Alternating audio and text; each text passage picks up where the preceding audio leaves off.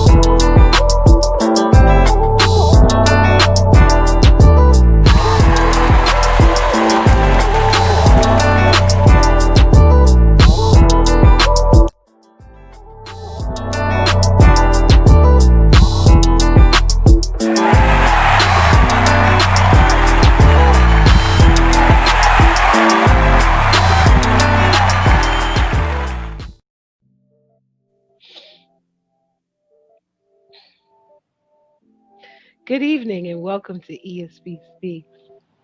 And Jax, I am so happy to be here with this phenomenal woman. Jax is just, I'm so tickled to have you with me, Jackie. Come on in here. I didn't know you were ticklish.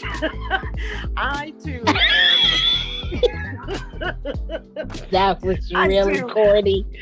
Hey, that's how I make my living, okay? Cornball. But no, I'm really happy that you have extended the invitation for me to be here with another phenomenal woman such as yourself. So thank you very much. Gift to you, family, or my thought for you is that you all have relationships such as this that you can hold on to after so many years, especially women. Because women, we can be really catty.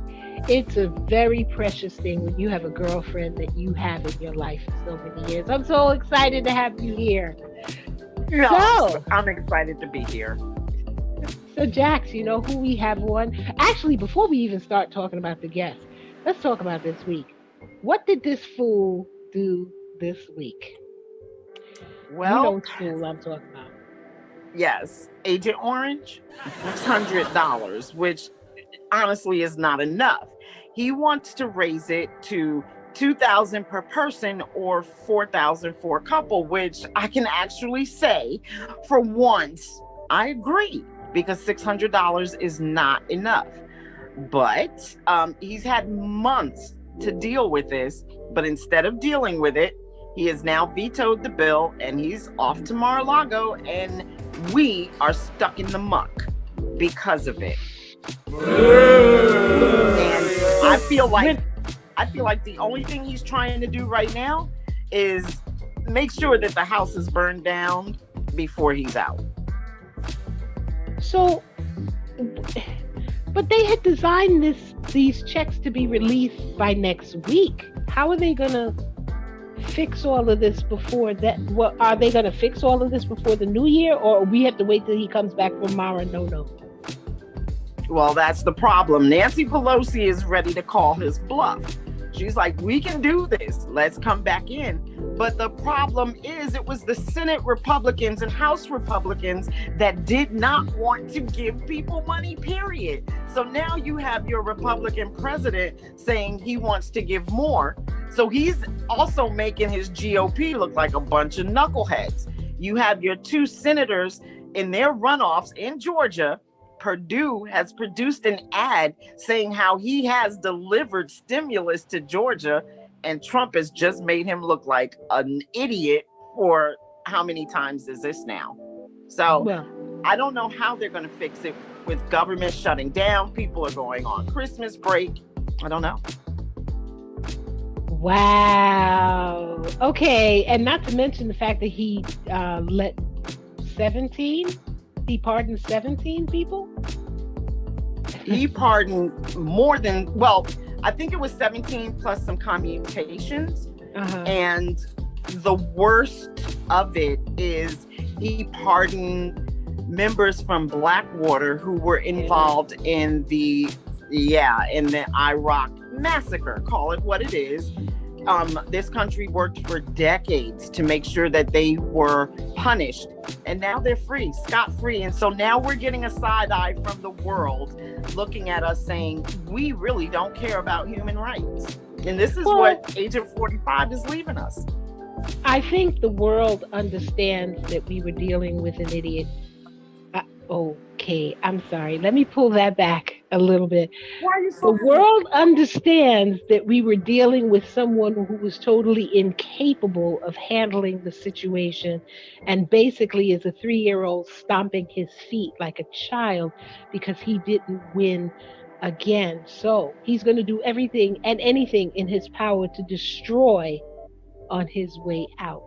I am just grateful that the American people saw the light and we collectively came together and fixed this situation and ratified the votes. And we now have the President Biden elect and Kamala Harris coming in, which is another phenomenal woman. But we're going to deal with, let's get to our phenomenal woman that's going to sit with us phenomenal women. And we have today socio-activist Saundrea Coleman. That's the one I was telling you that is involved heavily with NYCHA and the neighborhood and helping people and really, really doing major work coming through this COVID situation. In fact, just this week past, she did a drive right before Christmas for the kids. So I'm going to show you a little clip of that. Let's take a look. Hi all, this is Saundrea Coleman. I'm going to show you an event we're doing today. Some of the good toys already are gone, but we had a lot of gifts. We received a lot of gifts. We had a huge line, it's still growing. A lot of toys, gift cards, books. Homes ISIS Coalition in partnership with elected officials. Young Life is in the house. Books. We also have some raffle off stuff things.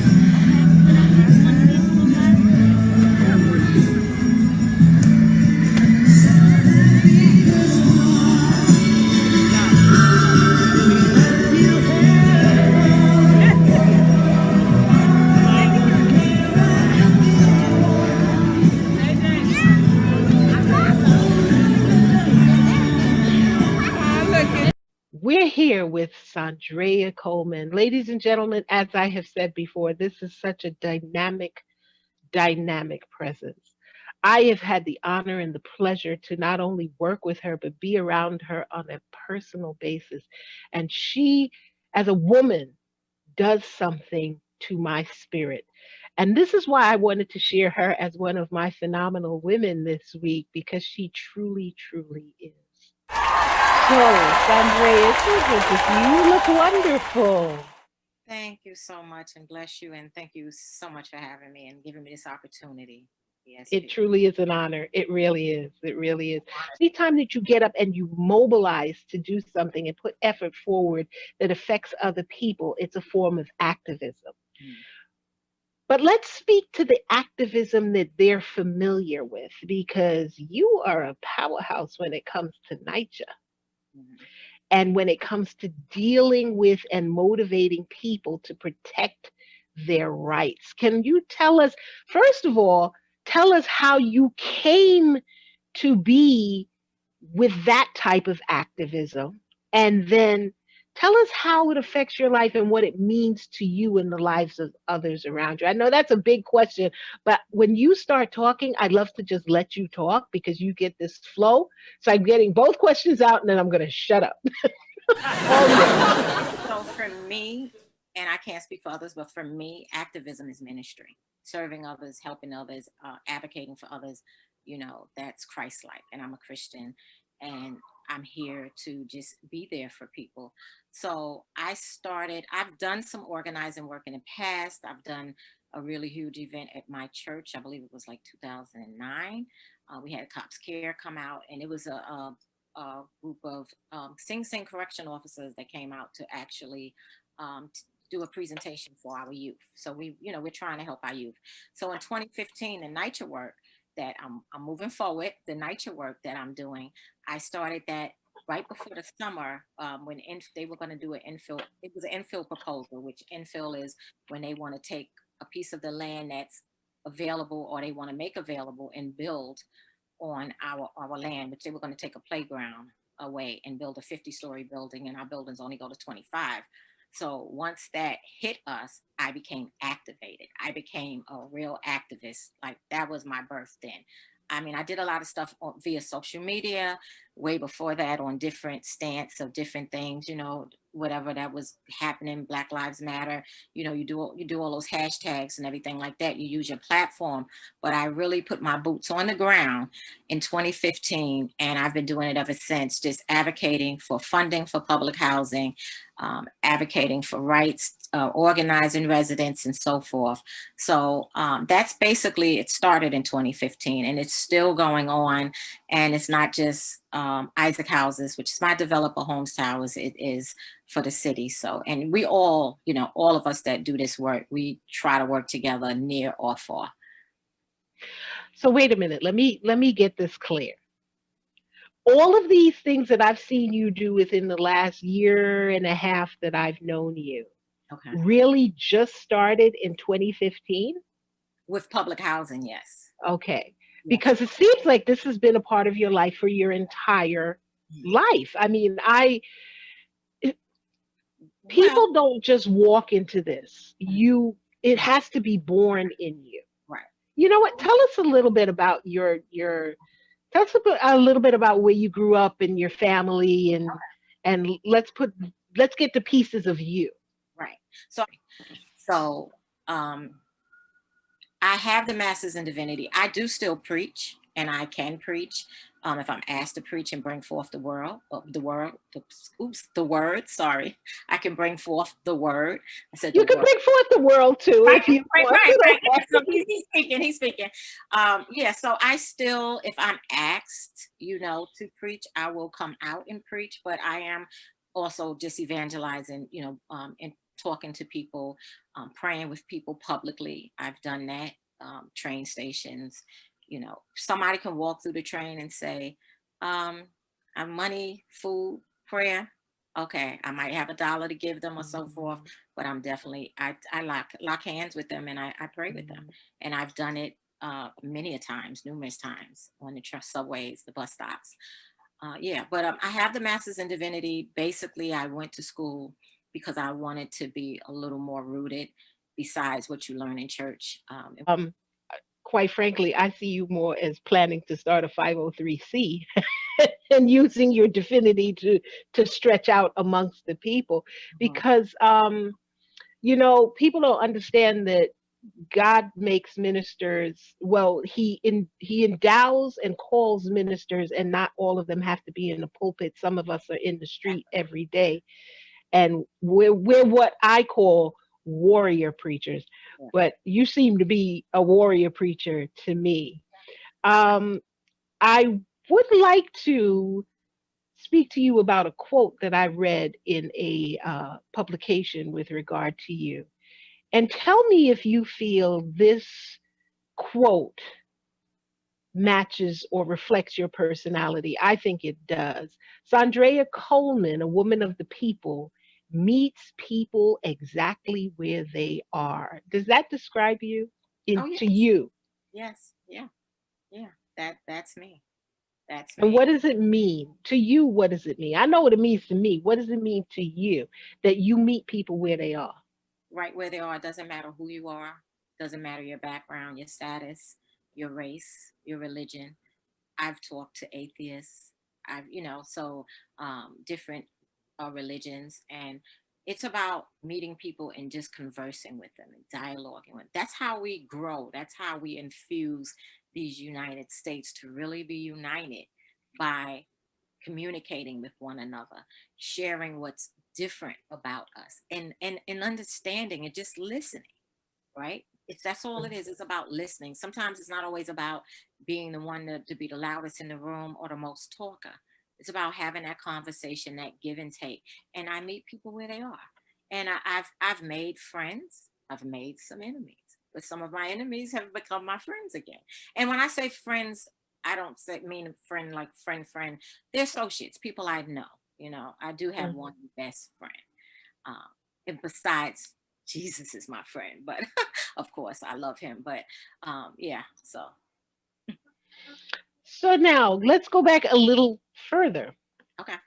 You spent quite a number of years with the NYPD. Hmm. Are you able to talk about that period in your life? I mean, I know there are certain rules and regulations as to how you can speak about that in Sure. environment, but can you speak about that? Yes. Okay. I, Why, before you start, there's a reason as to why I asked, can you speak? Because I know what your capacity was, and I'd like you to tell our audience what your capacity was. But I also would like to hear your thoughts on a phrase that's being thrown around by a lot of activists lately: defunding the police. So, Mhm. if you will, tell us what your capacity was and your connection to NYPD, and then tell us your thoughts on that phrase and how you feel that we should be looking at it, and what is that extra piece of information that we need to better understand it, because it's a confusing statement. Mhm. It's very open. So and I give you the floor on that. Okay, so I came on the job. We said that's the jargon, the job, NYPD, September 8th of 1992. And I was a police administrative aide. I eventually I was promoted. I took a test and was promoted to a senior police administrative aide, which made me a supervisor. I was a supervisor of payroll.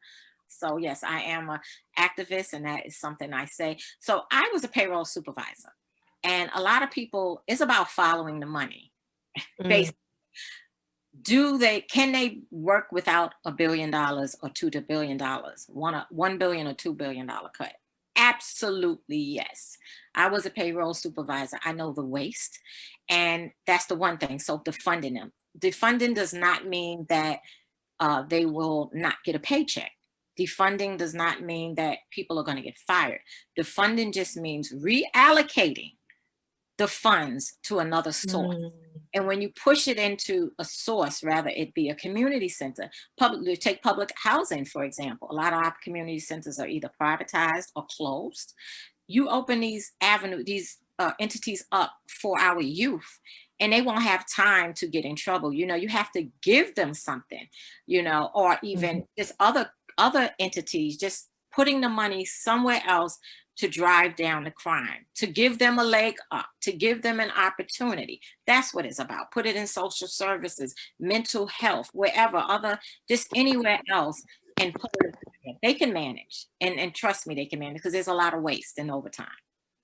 So what would you say is the reasoning behind why the police, I know this might sound like a silly question, but to me, it's a valid question. Why are the police so upset with us putting the money where it was originally earmarked to go to begin with, to public usage, as opposed to taking it out of their overtime pay? Because that's really what they're arguing about. They're making us believe that we're taking money out of their mouths when we are really fighting about the money that's been allocated for things that were developed for public interest to begin with. Am I correct in making that statement? Yes, 100%. And there's a lot of federal funding that comes beyond the budget that people don't even really look at. So when we look at the billions of dollars that are allocated and given to the New York City Police Department, there's also other funding. I recall working when different funding came in and they had to use it immediately. If they Give me an example of that. So Give me a the federal specific. government sent some money for training, terrorism training or something, some type of training. Mhm. So they would have to go to the training and they would go on their days off. It's called the RDO, the regular day off. So they would go on their regular day off and get 8 hours or so overtime. Does that make sense? It's wasteful, but they had to spend the money. So yeah, it's a lot of waste. Even, you hear collars for dollars. The white shields, which white shields are uniform members, the ones that are in the uniform, they call them white shields. If you see them, if they make an arrest, like right before their tour is ending, which is the end of tour, their time, they get ready to clock out. If they make it 20 minutes or half an hour, they can make overtime.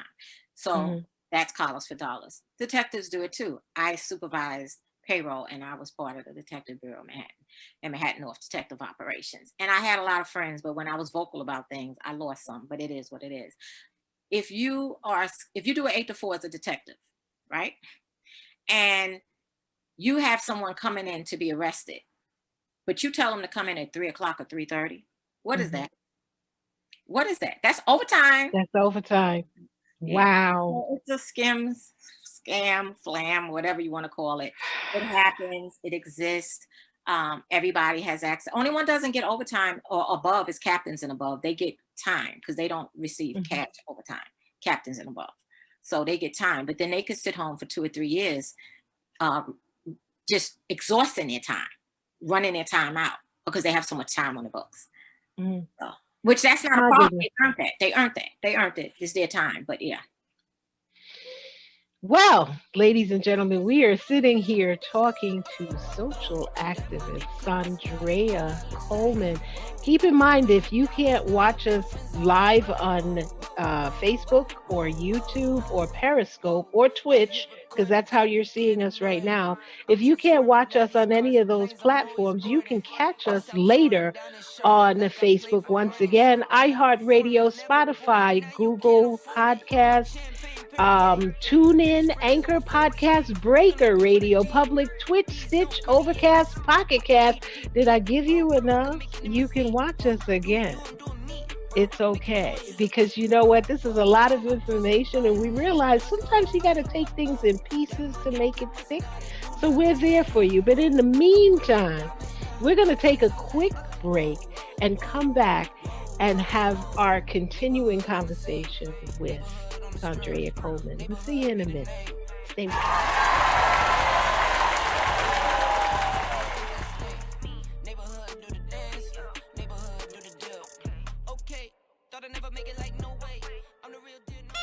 Happy birthday to you. Yeah.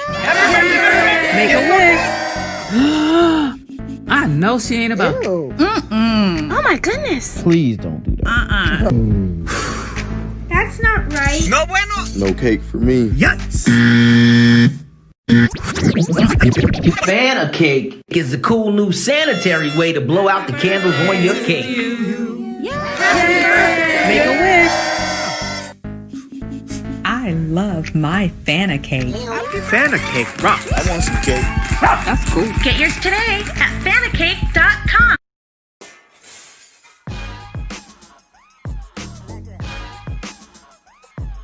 Welcome back to ESP Speaks and Jacks. I am ready to get back into this phenomenal interview with this phenomenal woman, Saundrea Coleman. thank you, because I've been dying to hear the story behind Saundrea Coleman. Because every time I get to talk with her, it's always about some community activism or something happening with NYCHA or the neighborhood.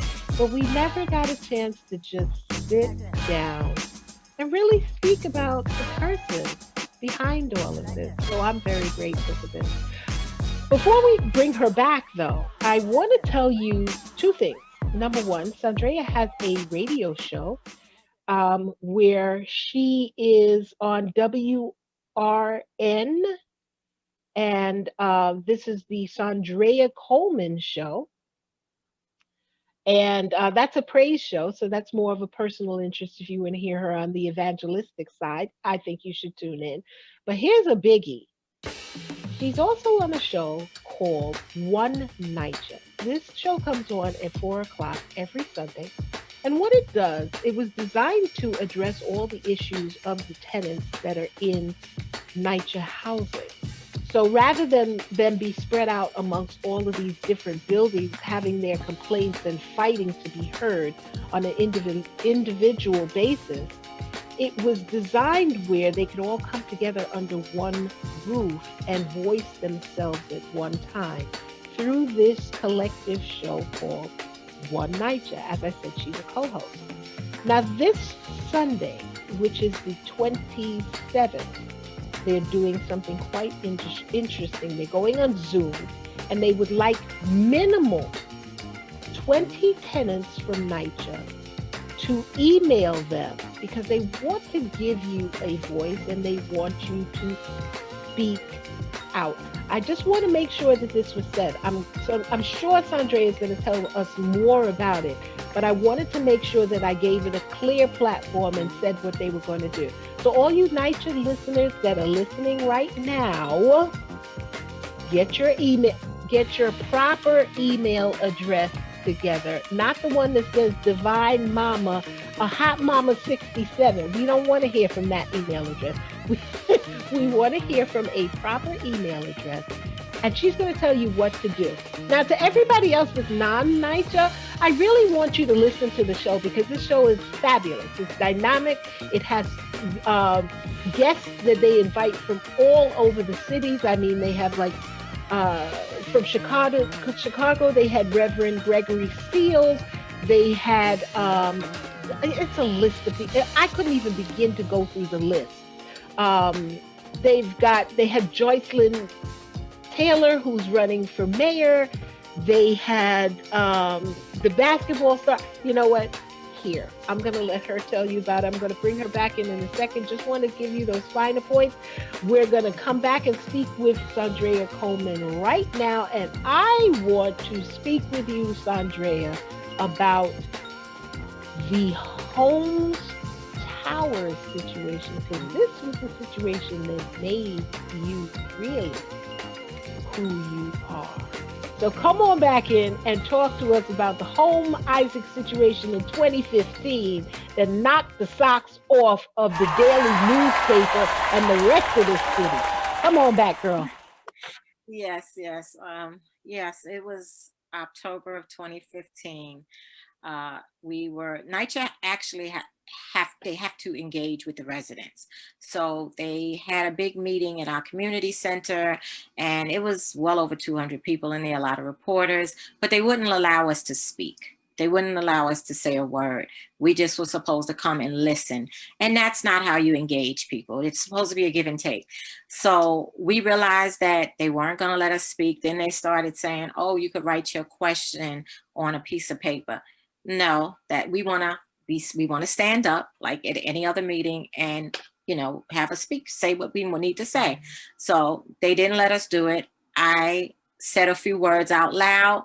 One of my other comrades blew a whistle, and I let over 100 plus tenants, close to 200 people out of that room, the walkout. And it was huge. The Daily News was there. Police even met us outside, but nothing happened. But just the noise of us just leaving that space. I tell you what, when NYCHA did come back to engage with us, they were letting us speak then the next time. Girl, I'm scared of you. But can I add one little thing? Yes, please. I was waiting for 2 bedrooms. I was in a 1-bedroom for 23 years. The next day after I led the walkout, I received the transfer I was waiting for 2 bedrooms to Isaac House. So I took it. Yes, I did. They thought I wasn't going to fight. I took it and fought on the other side because we're all on the same campus, 5 buildings. So, yeah. You ain't stupid. No. Yes, I'm taking it. Thank They you. tried to bribe me. That's what they tried to do. And oh, by the way, I'm going to continue making trouble. Yes, good trouble. Good trouble. That's my girl. That's my girl. You see, we're afraid. As a people, we're afraid. We sit there, we listen to what they have to say, we check the boxes, and we keep it moving. But every once in a while, there's a woman or a man like you that comes along that says, that don't sound right. Let's go. Yeah. Well, thank goodness that you said, let's go that day, because that started a whole different life for you from this. And I'm so grateful. I'm so glad. Amazing. So now, things like now the UES for BLM have grown out of situations like this. You want to tell us a little bit about that association? Because that's another powerhouse movement there.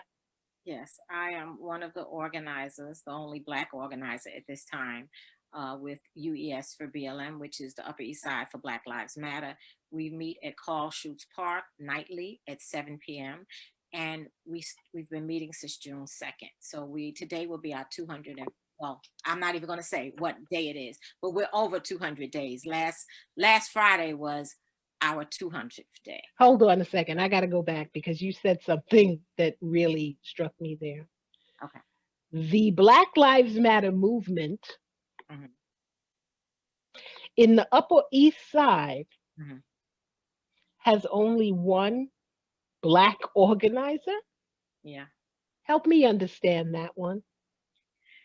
It's just the demographics of it's at Carl Schutz Park. A lot of people do know it's there. A lot of people don't know it's there. And basically, I believe I was the second. It was another guy way before me. I started part of the organizing work in July, although I'm active in June. I was physically there the first day. I was a key speaker the first couple of days and getting speakers. So I was doing a lot of the work as an organizer, but not with the title. So I became an organizer. But yes, it's just the demographics of the area. And just don't get me wrong. I'll take it how I can get it. I just don't understand it because it's not like we're not living up there. Exactly.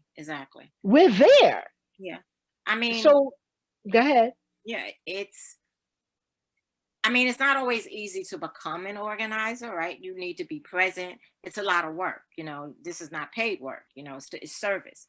So you really would have to be involved and say, we did have 2 other ones before with myself. So it was 3 at one time. And so it was 5 organizers. So it was 3 Blacks at one time later on, like in the summer somewhat, but they, one went back to Texas and one just stopped, doing it. This is a long ride. It's not a moment. It's a movement. I understand that. Really and I'm not trying to interrupt you here. I'm trying to actually put some platform underneath your platform, because here's where we are lacking as a people. Leadership. Yeah. It's Black Lives Matter. I hear you. I hear you defending. I hear you. And this is the spirit that I love you for. But once again, I come back to this. It's Black Lives Matter. We're dealing with a people who consistently say they ain't got nothing for us and nobody wants to do anything for us. Here's something for you. And the majority of people who are involved in it are white. Yeah. It's Black Lives Matter. So I now challenge, because I know you have people, you have a following, and I know you have people listening to this broadcast. I challenge all of you to get behind her to help with this situation, because Black Lives Matter. You're painting it on the streets, you're putting it on signs. It does not matter if you're not doing anything about it. Just walking does not fulfill the whole category of what needs to be done. We need to have more representation. We need to have people backing this sister in this effort. So I agree. I'm sorry, sis. No, it's I okay. just get Okay. passionate, and you It's know I better you get real saying it than passionate when me. it comes to Better you. you saying it than me. But yeah, it is. I mean, am I wrong? Am I wrong? You know what? It's funny you said that because I won't call out a reporter's name, but a reporter had did an interview and he wrote up on the other organizer. He didn't write. He interviewed us both and he didn't interview. He interviewed us both, but he didn't do a write up on me. And I seen him at another event, and I checked him on that. I said, you know, I'm the only Black organizer there. You spoke to two organizers and you only gave one voice. I said, this is part of media, and that's a problem. Oh, now he fixed up what he wrote, rewrote it, sent DM me, said you know, and now if he see me, because he's done work with me before in my community. So how did you not, why interview me if you're not gonna at least put something in there that I said? You know, so that's disheartening. Now you got me fired up, sister. That's Good.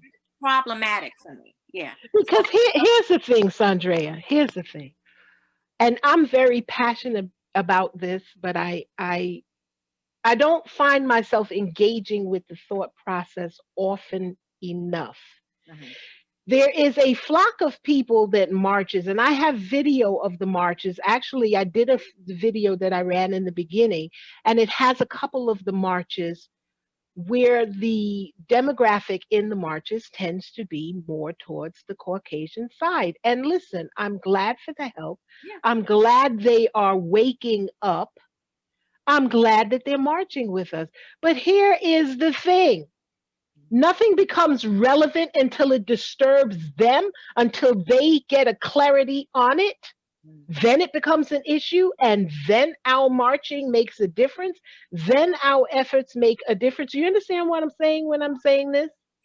We got to wait for other people to chime in on our bandwagon and give us some sort of legitimacy before we actually become legitimate. Case in point, how many times have you had or heard of a Black association that is not directly attached to something else that has to give it steam to move along, like Black and Hispanic or Black and such? Why are we always Black and? Why can't we just be Black and move through? I agree. So now, I don't want to get too far off the point because I can get really charged up on this. Because let's be honest, our brothers and sisters, we get together, we talk. But when it comes time to do, you look around, ain't nobody there. Right. This time around, we're dealing with a flock of people who are feeling generational guilt.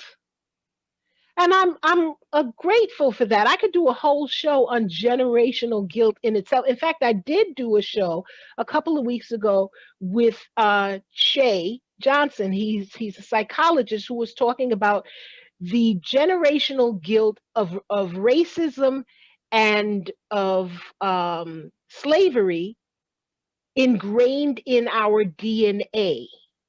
So we are feeling we may not have been whipped at the pole like our ancestors, but because of the genetics and how it's been ingrained, the suffering has come through the bloodline of our DNA. We feel it today in a different way, an echo of it, but we nonetheless feel it. Yeah. But we are in the day where we have the power to do something about it. Right. Okay. Yeah. So now all of these Caucasians and other sectors of people who recognize how the Black community has been mistreated for so many years is willing to help and expects us to educate them on helping us and changing the dynamic. It's great. I don't want to sound ungrateful. I don't want to sound like we're pushing them away. I'm recognizing them and I'm saying it's great, but I'm talking to the brothers and sisters who are sitting in the background still not doing anything. Yeah. One other point is that the movement, and that's what anyone, and the one of our shout out Akeem, he was one of our organizers that went back to Texas. He basically was like, women should lead, black women should lead, and black should lead, pretty much. I'm not really quoting it probably like he said, but the way the movement should, be led. Even on our 100th day, we wanted a black person to be the MC for that day. Mm-hmm. And, that was that it was a lot going on to get that, but I wind up because it was the lady that was scheduled that day was a sister, but she wasn't going to MC, so I wind up MCing. And on the 200th day, I was able to MC because it was my night to MC. So, Mm-hmm. but yeah, so those big days and things like that, it should be a black face in front. I appreciate all the comrades that are out there. Supporting and going forth, but they also have to hear us. Definitely they have to hear us because we have different perspectives, we have different. I'm in this skin, and I say that to the reporters too. I'm in this skin, I have to live in this skin. Exactly. Exactly. I can't shed this. Not that I would, because it's beautiful.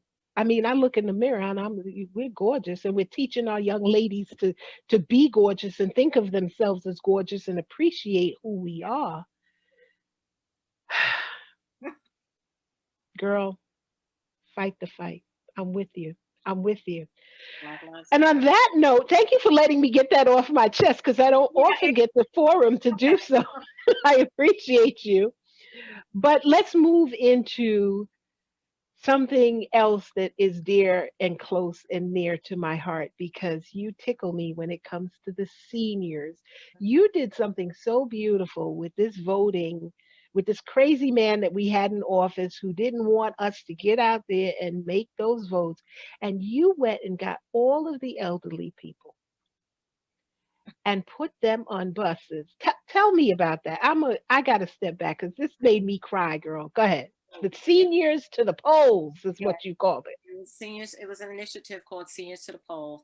I'm a member of East Harlem Democratic Club, and uh, one of the board members there, we had a meeting, and we had a social distant meeting there, and right before the election, and she was actually able to get buses to the different developments. And our early voting site was further. It wasn't like at our main site, which nobody's early voting site is really at their main site. So I signed up, and then I partnered with, it was called Solutions Now, and the Isaac Center, of course, and the Holmes Isaacs Coalition. And we were able to have nice, like, I don't know if they were Mercedes buses, but they were really nice buses, small buses, like a 20 passenger bus, but we had the social distance, so we probably had 10 or so on there. And we were able to take seniors to the polls, and it was raining. Yes, girl, you had Mercedes Benz Sprinters. I saw the filmage. Sure Yes, what it was. I'm not sure what it was, but they I don't. were lovely. It might have been, but I'm not sure. They were nice. They were nice buses, though, leather seats and everything. But it was just nice to be a part of that initiative and get them to the polls, take them in, bring them out. And it was raining that day. It was raining. Mm. So we had a 9 o'clock a 9 o'clock run, and then we had a 1 o'clock run. And our 4 o'clock run that we had scheduled, we had to we passed on that one because we were able to fulfill everything. Yeah. And they went and they were safe and they had PPE and she gives out PPE. I don't want to forget that because you do so much for the community. In fact, before we run out of time, because when you and I get talking, forget about it. Of course. You see me you got me riled up, and I don't talk like that, girl. I want to make sure that we talk about all of the things that the community members can tap into. You also do a voter registration. You do a voter support. You did the census support. What else? You got a couple of things coming up for the last week in December, the last week of 2020. You just did the kids drive, the toy drive. Yes. And that was fabulous. That was amazing. Yes. Is there anything that the public can tap into through you? Because I know a lot of people still are food deprived and need help with getting in touch with Congress people or whatever person that they need to get in contact with in their neighborhood for help. And I know that you have that access. So how do we get in touch with you And what else are we doing to tie up this year before we lose time? Well, I mean, should I give what my handles and they can DM me or? Sure. Oh, okay. So Facebook, I'm on Facebook, Saundrea Coleman, Saundrea Coleman, Coleman.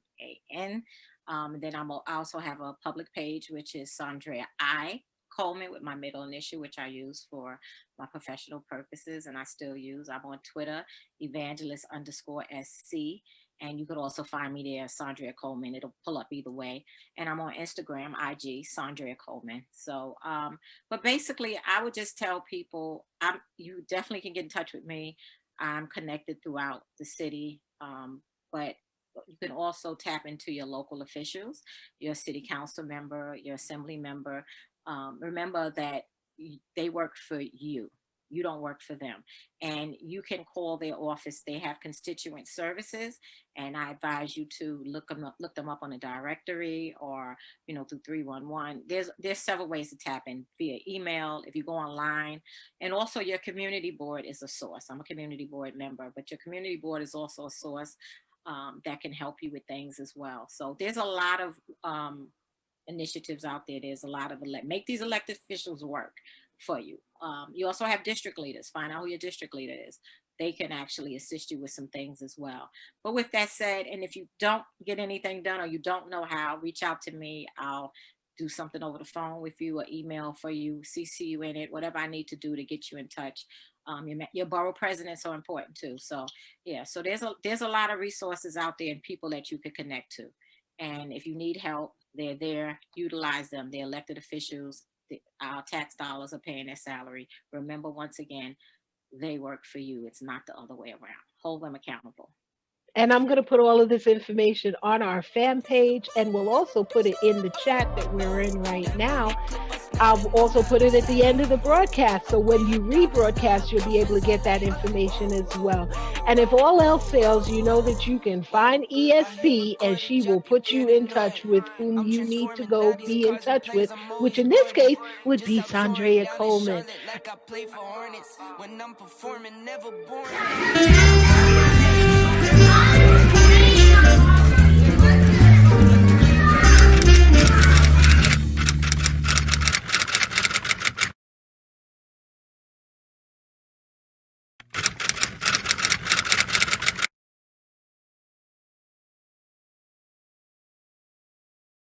So what are we going to do for Christmas this year, guys? I will be collecting my gifts from each of you. Ooh, ain't nobody buying nothing? Y'all better. Well, I have a date with the elf on the shelf, and we're going to find a Christmas pickle. Well, I don't know about you chicks, but I know what I'm going to do.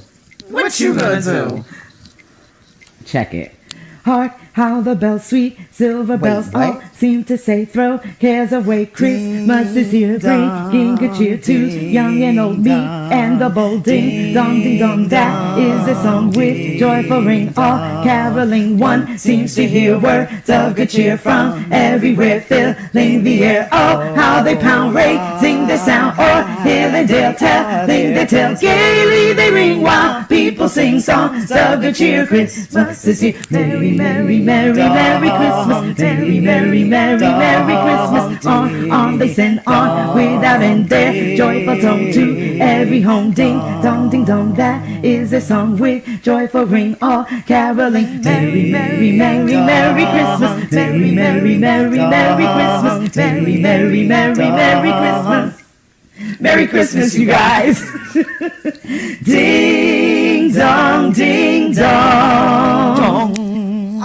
Leave it to Zoe. Y'all, can y'all believe Scrooge started that song? Wait a minute, what? Yes, Scrooge, honey. I'm impressed. This is why we can never have, we can't even have a good Christmas moment. Away in a manger with you. Really, girl. somebody buy that girl a Rhonda. gift.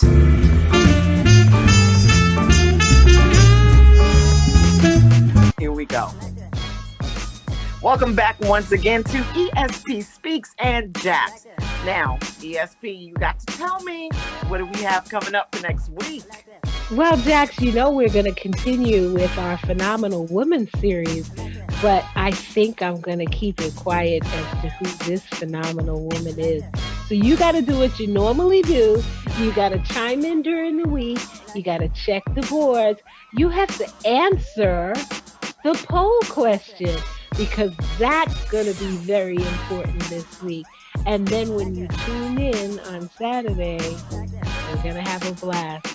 I guarantee it. Sounds good. I look forward to it. That conversation. You're fabulous. It's wonderful. And thank you so much for being here with us. Is there anything else that you want to drop in that's happening with you? One last thing, and I'm going to say it, and I know we're ending. New show 2021. Oh, yes. Justice, Politics, and Restitution with Saundrea I. Coleman. And you are my executive producer. Okay? Wow, you heard it here first, ladies and gentlemen. You heard it here first. That's it. Oh my goodness. Saundrea, it's been a joy. Thank you so much for gracing us. Thank you guys for staying with us for another episode of ESP and Jax. And thank you for keeping our numbers up because we hit over 35,000 this week. I don't know what you're doing. I don't know what we're doing, but we're doing it. Just keep doing it. We're looking at the end of the year. And I want to take a moment just to say 2021, we all know, was a hell of a year. I know I lost several family members. I lost a flock of friends. And I spoke to a lot of you who called in, who texted in, who chimed in, and you shared with us your loss, and we grieved with you. We went through homeschooling. We went through loss of jobs. We went through so much in 2021. In 2020, but I'm sorry, I'm looking forward to 2021 so badly. I'm pushing it into the conversation already. Speak it in existence. It's a new year. That's right. Because I don't think I'm going to have another. This is the 26th, so we're not going to have another show. I'm not going to see you unless I do a special show, which I just might. You might see me pop in before the new year. But I just wanted to take the time and tell you how much I appreciate you as an audience. How much I appreciate you supporting what it is that we do and sending ideas in and just caring and living and sharing with us. You've been amazing. You've kept me going. And I thank you so much. And before I get sappy, because you know me, I can cry at the drop of a pen, I want to say thank you again to Saundrea Coleman. And you know what I'm going to say. I say it every week. Yes. Be positive. Test negative. We'll see you next time on ESCC and Jack.